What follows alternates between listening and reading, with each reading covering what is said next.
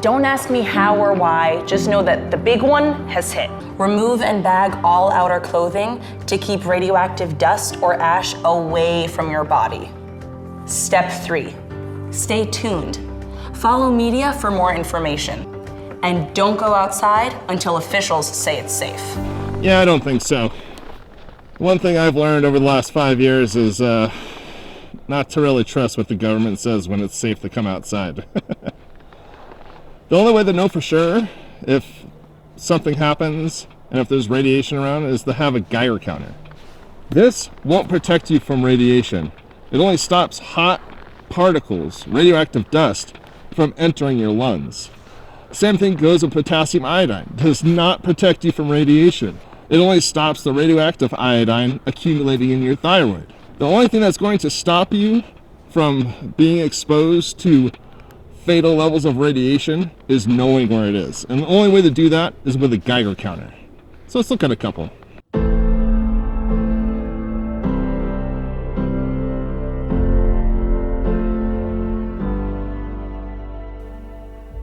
This is the Thermo Scientific RadIB20ER. Price is around $2,700, detects alpha, beta, and gamma radiation along with X-rays. Now this is a detector that I use in all of my videos, and I really enjoy using it. It's a great survey meter. Uses a pancake-style probe. Now these probes are very sensitive to alpha and beta radiation, but they're also very delicate. If you were to poke it with a stick or something like that, it would destroy the probe. Now, these can be found on eBay for a much cheaper price, but sometimes they come locked out of certain features like changing the measurement unit or calibration source or something like that. And the only way to unlock it is to use a very expensive data cable and the software in order to communicate with the detector. But still, I really enjoy using this, and it's one of my favorite detectors out there. This is the GQ Electronics GMC 600 Plus. Price is around $318 off of Amazon. Detects alpha, beta, and gamma radiation along with X-rays. Uses a pancake-style probe similar to that of the RadIB20ER.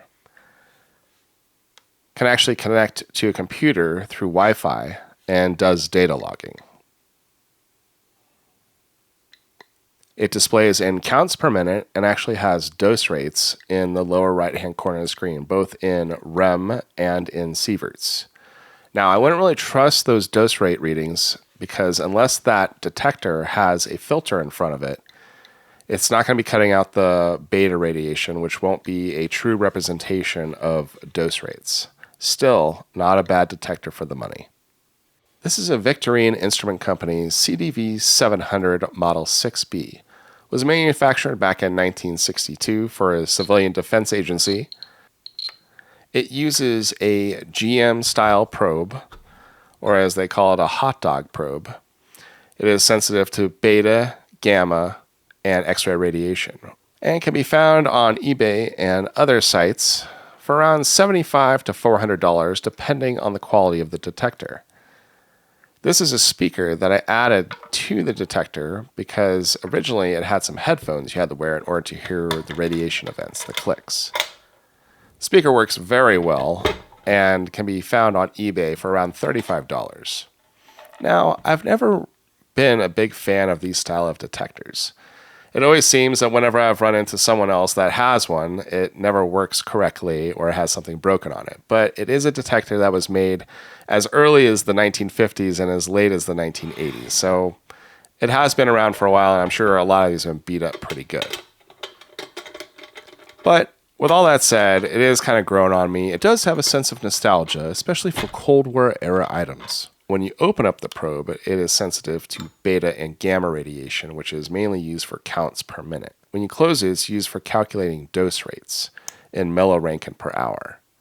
It also comes with a check source that is more than likely depleted uranium. Some units come with check sources that are also strontium-90.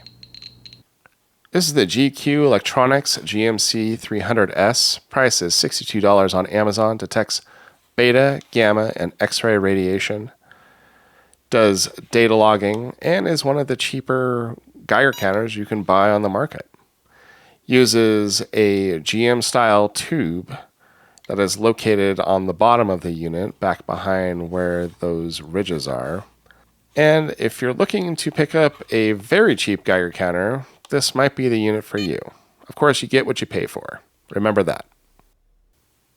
This is the FNIRSI GC01. Price is $54 on Amazon. Detects beta, gamma, and X-ray radiation.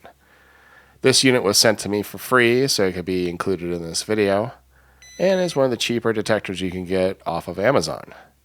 It doesn't have a beeper, only an alarm, which I'm not a big fan of. But if you're looking for a Geiger counter in a pinch, this might meet your needs. This is the Better Geiger S2. Price is $149 off of Amazon. Detects hard betas, gammas, and X-ray radiation. This uses a scintillation crystal composed of cesium iodide doped with thallium, making it very sensitive to gamma radiation, and has a couple of different detection units you can use. This unit was sent to me for free, and yes, I do know the guy that made this, and I really like this detector, and it is pretty simple and easy to use. Great for kids or people that don't have a lot of technical know-how. This is the Radiacode or Radiacode, depending who you talk to, RC103. Price is $289 off of their website and detects hard betas, gammas, and X-rays. It does gamma spectroscopy and a bunch of other functions along with dose rate tracking on a map if you have it connected to the companion app on a smartphone. This unit was sent to me for free, and I do use it quite a bit. It's a handy little thing to have in your pocket, that's for sure. This is the Canberra Mini-Radiac MRAD 113. Price is right around $275 used, or a little over $1,600 brand new from Miriam. It detects gamma radiation and X-rays. This is a Geiger counter that is commonly used by emergency services, such as fire departments, law enforcement, military, first responders. The reason for that is because of its tough design and high dose rate limit. It is one of the only detectors that I have in my collection, or has been shown on this video so far, that can detect fatal levels of radiation before going into overload. All of the other ones I have shown will go into overload way before that limit. It has a speaker on the side there and an IR communication port to change settings. But of course, you need a special cable and a program to do all that. It's a pretty tough little detector. Sources to be tested will be this uranium glass plate, also known as Vaseline glass, a uranium glazed ceramic plate that can be commonly found in antique shops, a thorium doped photography lens, Americium buttons from common household smoke detectors, a very large front element from a motion picture lens that is doped with thorium, the most radioactive piece of uranium ore I own, and the scariest smoke detector I have ever come across that has a very spicy piece of radium-226 as its ionization source. Something I handle very carefully.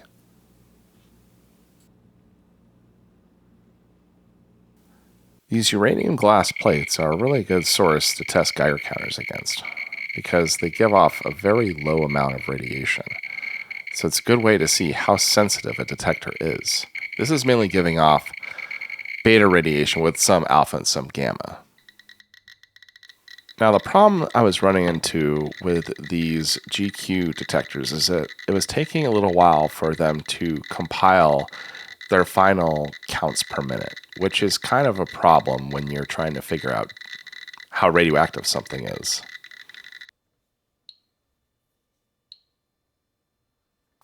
So with this probe closed, it was actually reading just mainly gamma, but now that the probe is open, it's actually able to detect the beta radiation coming off of this plate. I had to change the scale because it was just too low. So now it's on 1 times. You can see it's like right around 100, 200 counts per minute.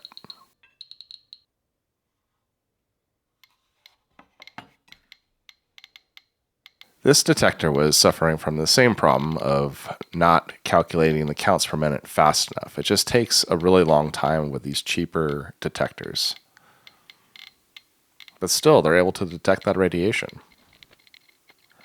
I had to speed this up quite a bit so to actually be able to show the final count rate.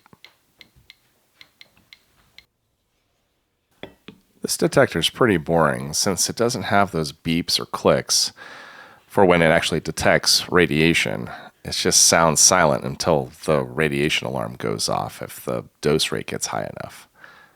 But still, it was able to detect the low level of radiation of this plate.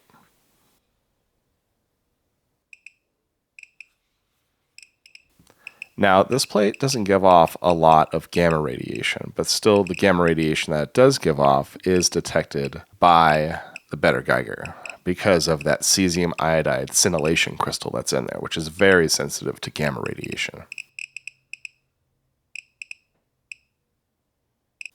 The Radiacode 103 is also sensitive to gamma radiation because it uses a similar crystal of cesium iodide doped with thallium. It is actually a little more sensitive than the better Geiger, as you can see with these readings here. This Mini-Radiac is really only sensitive to gamma radiation. And since the gamma radiation coming off this plate is very low, it's not going to show really anything above background radiation.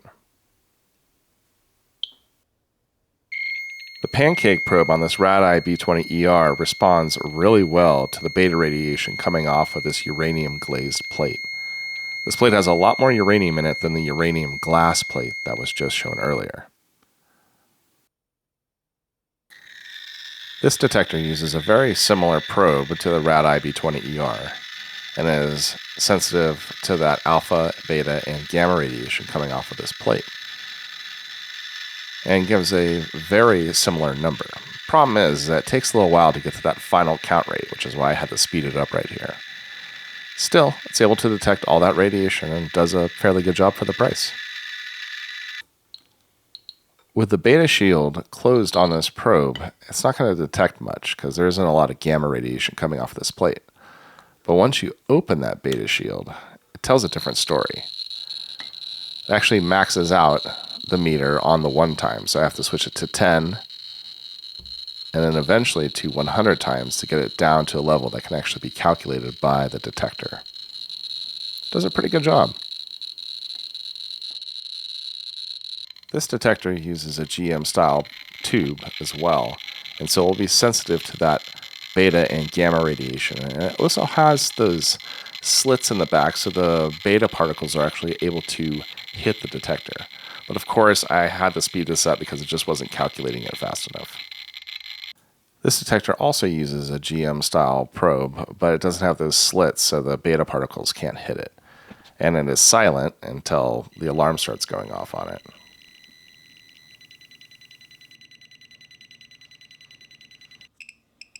The scintillation detector inside of the better Geiger has no problem seeing the gamma radiation coming off of this plate, but the beta radiation is kind of lost in the housing for the detector, as it's not able to penetrate it very well. The Radiacode 103 does a little bit of a better job at detecting the radiation coming off of this plate. You can see that by the higher count rate from the detector.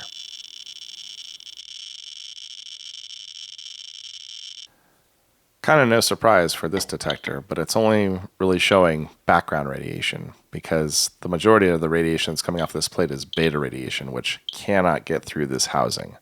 So if it had more gamma radiation, it would show up a lot better, but since it's mainly beta, you're going to only see a little bit of uptick on this detector.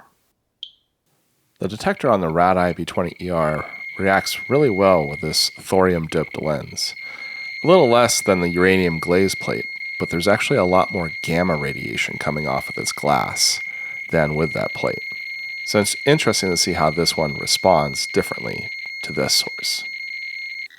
The 600 plus probe is responding very similarly to the Radii B20ER because they have very similar pancake probes that are sensitive to alpha, beta, and gamma radiation.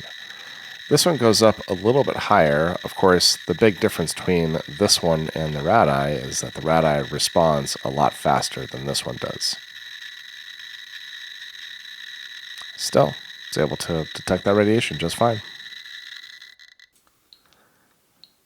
First, going to start off with measuring the beta radiation on this lens, which it looks like it's right around the 2000 to 2500 mark on this CDV 700. But to look at the dose, we close the beta shield on this and then take a measurement. So it looks like it's like right around 1 MR per hour if this is calibrated correctly, which I don't think it is. This 300S also has a GM tube in it that is sensitive to beta and gamma radiation. So it sees this lens really well. It just has a hard time compiling all that information quickly.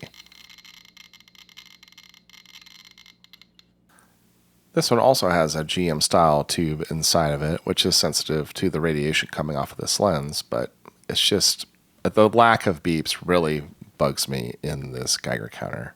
It works, but it just takes a really long time to compile that information.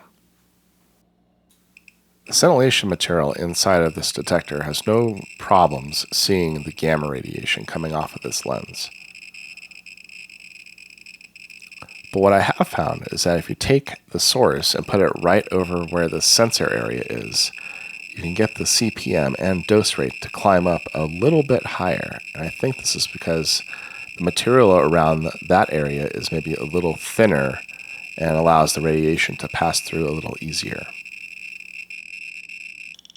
The scintillation material of the Radiacode 103 sees the gamma radiation coming off of this lens extremely well. In fact, it actually has a higher count rate than the better Geiger does. And I think this is because the sensor size of this detector is a little bit larger than the better Geiger's is. And it has a faster response time, which is helpful.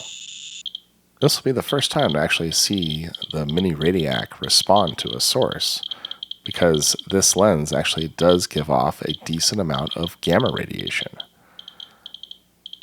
And it looks like the more sensitive part is right there on the back end of this detector.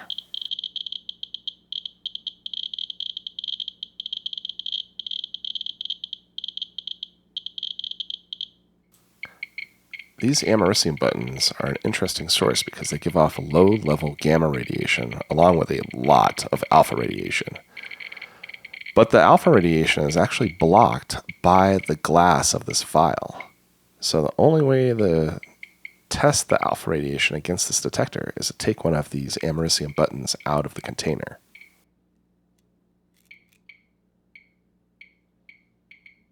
Now let's see how it responds with it right up against it. Has no problem seeing those alpha particles flying off of that Americium source, which there are a lot of, as you can see. This detector responds pretty much in the same way to the Americium in the glass vial as the Radii B20ER did. So it's picking up on those low-level gamma rays that are coming through that glass and not the alpha radiation. It's not until that you put that Americium button right up against that detector that it starts to really pick up on those alpha particles, which is giving pretty much the same numbers as the Radii B20ER. So I initially started with the beta probe shielded on this to see how well it detected the low-level gammas. But it wasn't until I opened it up all the way that it actually started to detect that low-level gamma radiation, which makes me think that that beta shield is actually blocking some of those low-level gamma rays that are coming off of this Americium 241 source.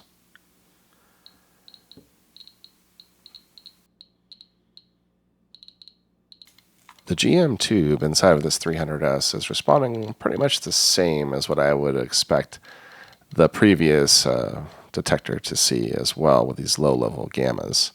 coming off this americium. And it's not going to see any of the alpha radiation coming off of it with it right up against the detector.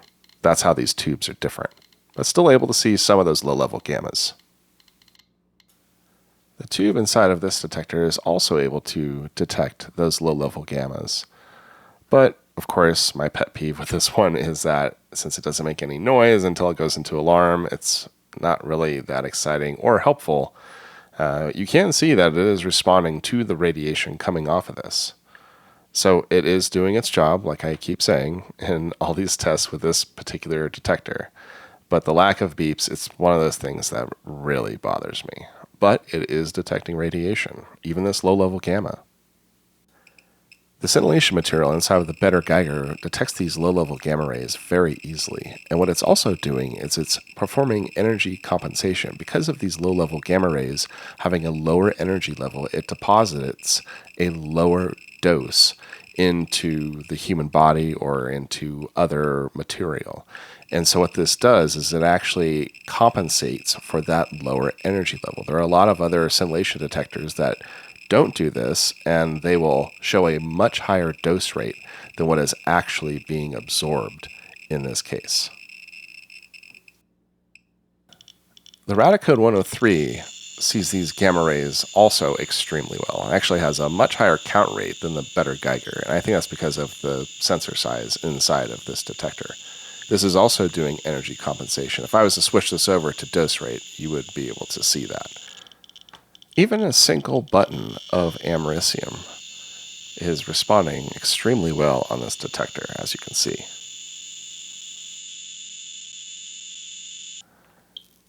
This detector is pretty much showing background radiation. It's not able to see those low-level gamma rays coming off of the americium because I suspect that the housing around this detector is stopping all of them. This larger thorium lens gives off about 3 times the amount of radiation as the smaller photography thorium lens does. And the rad eye picks it up very well. As the radiation level starts to get higher on these items, you'll start to see that it takes longer for some of these cheaper Geiger counters to calculate the final counts per minute. With the beta shield closed, I get a dose rate off of this large element. And it looks like it's giving me right around 4 to 3.5 MR per hour. Then I open up the beta shield, and it goes off scale. So I have to change it to 100 times. And you see it kind of settling down to probably right around 5,000 counts per minute. This is how the 300S with its Geiger-Müller tube responds to this lens. And it does it fairly quickly. Looks like it hovers right around the 9,000, 8,800 mark. This detector detects this thorium lens just fine, just like the other thorium lens, and eventually goes into alarm, which unfortunately is the only sound it makes. Since this lens does give off a decent amount of gamma radiation, the better Geiger sensor loves it. Still takes a little while for it to calculate the final count rate, but it does a pretty good job. The Radiacode 103 is the only reason I have this thorium glass element. It actually alerted me to its presence or its radiation while I was out looking for other radioactive thorium-doped lenses. So, glad I had it. This Mini-Radiac is responding extremely well to this thorium glass element because it does have a lot of gamma radiation coming off it, and it's going into alarm. Now, I don't put the detector right on there because of these belt clips. I don't want it to scratch this lens up any more than it is already scratched up. But pretty cool to see it actually responding like it should, which just shows that this detector is more suited for gamma radiation and gamma emitting sources, which are some of the most dangerous. The Rad-Eye B20ER has no problem calculating the counts per minute extremely quickly on this very spicy piece of uranium ore that I found on the side of the road at a uranium mine. Getting into these higher sources, I'm starting to see a difference here. This 600 plus was detecting everything just fine, and now it's not getting up to the same level as the Radii B20ER. I also have to try and hunt around on the piece of uranium ore for the hottest spot because it's not just uniformly radioactive the same around the entire piece of ore. There are certain spots that are more radioactive than others, so I have to move the detector around to try and find those hot spots. The count rate might have went up higher, but it was taking too long. Getting around 10 MR from this piece of uranium ore using the CDV 700.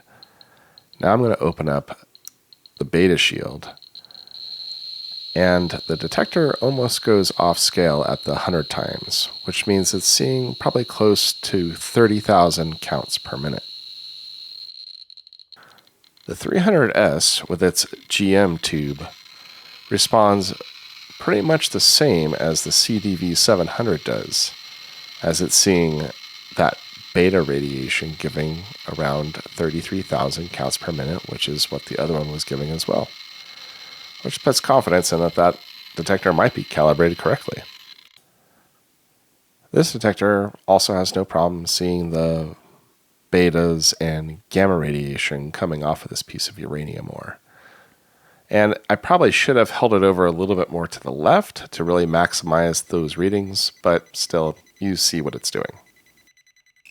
The better Geiger sees the gamma radiation coming off of this extremely well. It just takes a little bit longer for it to calculate that final CPM than I would like, but still, it's doing the job that it's supposed to do. It just takes a little while to compile that information.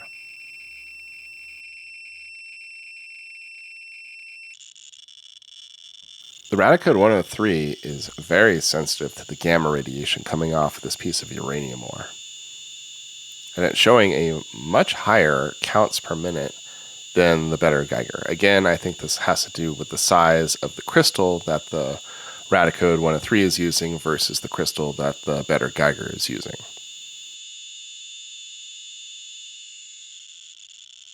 Something that I may have forgotten to bring up about the Mini-Radiac is that it is set in its particular measurement unit, which in this case is microrem or millirem.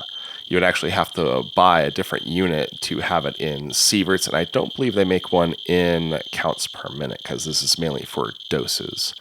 But I had to just clear the alarm right there because the dose rate on this piece of uranium ore was high enough to trip that alarm. All right, here's where the rubber meets the road. This source is extremely hot, and my other radii that I have, the B20, just regular, would go into overload, while this one actually can show 8 million counts per minute, which is pretty incredible to show that off of a source like this. So with sources with this high of activity, you start to notice certain weird things happen with other detectors. Now, this was very unexpected.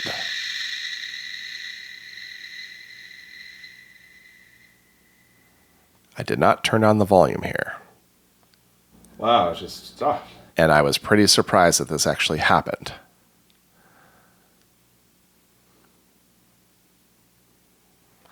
It seems that the clicker on this, whatever you want to call it, just shuts off when it sees something as hot as this radium source, which is pretty fascinating because I haven't encountered this before while testing different radiation detectors. This detector was on the 100 times mode, and it looks like it was giving right around 20 MR per hour. And I wanted to test the front of it to see if it changed, but it looks like it just was in the middle of the tube there, is where the highest readings were. Now I opened it up, so the beta shield is uncovered, and it easily maxes out the meter like I thought it would, because the counts per minute on this doesn't go up very high. It only goes up to 30,000 counts per minute, which is pretty low.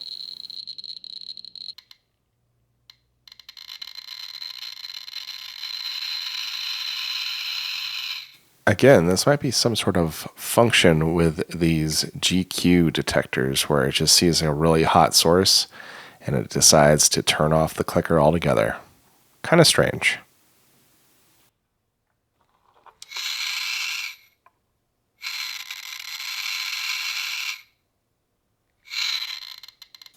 Again, this detector doesn't show that much activity. I mean, you can see the dose rate or the count rate going up in that little graph there. And then when I move it over to that one side, the alarm does go off. So looking at the detector is actually on the right-hand side of this unit. The better Geiger was having no problems with this source. And I probably shouldn't have had it like right there on the sensor, but I wanted to try and get it to the highest reading I could. It should have probably been measured on the other side. Still, it did a really good job. No problems. The 103 has no problems with this source. And it probably would be better to flip it around onto the other side, because actually I get a higher count rate, which I believe I realized that while testing this. And yeah, got it up past 1 million counts per minute on this unit, which is pretty impressive, because most sources I run across never get this high on this unit. This source of radium does give off a lot of gamma radiation, but it also gives off a lot of alpha and beta. So it was interesting to see what the dose rate was going to be on this detector with this particular source. And it did really well, as I'd imagine it would. Whew. All right. That was a fun video. Yeah, a lot of those detectors are interesting to test against. I mean, obviously I still have my favorite, the RadIB20ER, or just the RadIB20. But that CDV700 was pretty cool too. I just wish I had a higher limit. It seems like it only tops out at around 30,000 counts per minute, which is kind of not that great. But anyway, thanks for watching. Really appreciate it. Like, comment, subscribe, all that good stuff. And I'll see you in the next one. Take it easy.